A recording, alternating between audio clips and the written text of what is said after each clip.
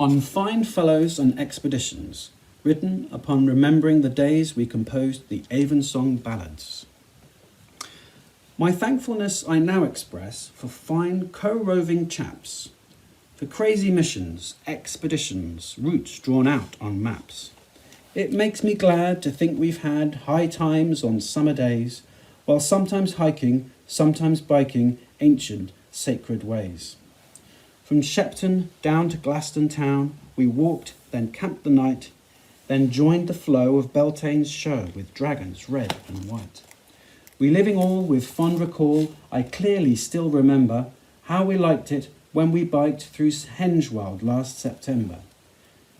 Then there's that time we made a rhyme when out in a canoe. I'll give it here, for it makes clear how fun it was to do. Avonsong 1, co-written with James Wormel. There were we, 2 rowers free, so keen a greenly going.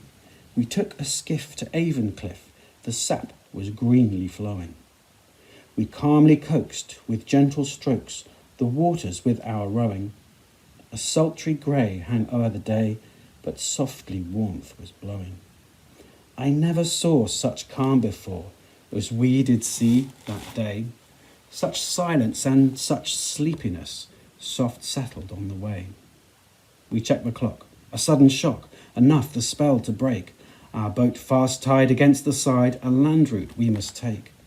And then once more upon that shore, within a leafy dell, hear wood doves coo of Xanadu, and reinstate the spell.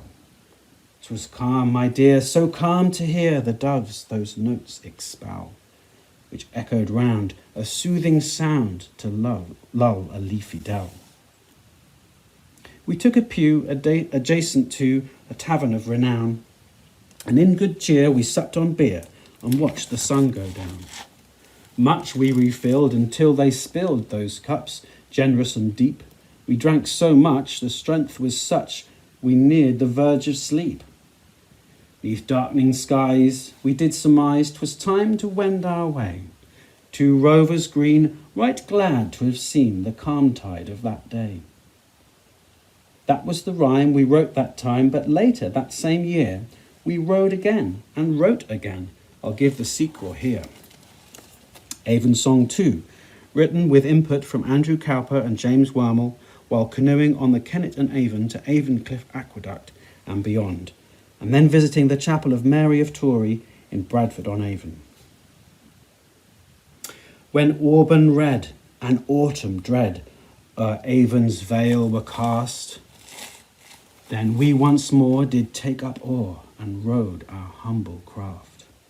With colouring of pheasant's wing, the chasm's bows o'er-vaunted, by distant roar of monstrous boar the awful vale was haunted. No longer 2, for to the crew an extra oar did add its power, a man of noble clan, from crown to heel well clad.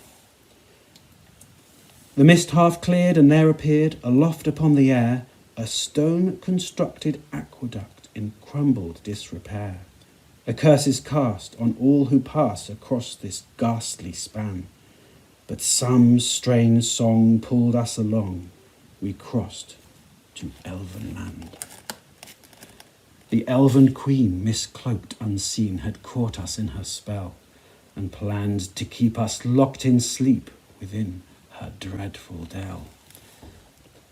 Had we not prayed, we would have stayed asleep for evermore, but pray we did, and somehow hid upon the forest floor. The one who slept we dragged and crept, and Mary's chapel found. Safe at last, the spell uncast, we kissed that holy ground.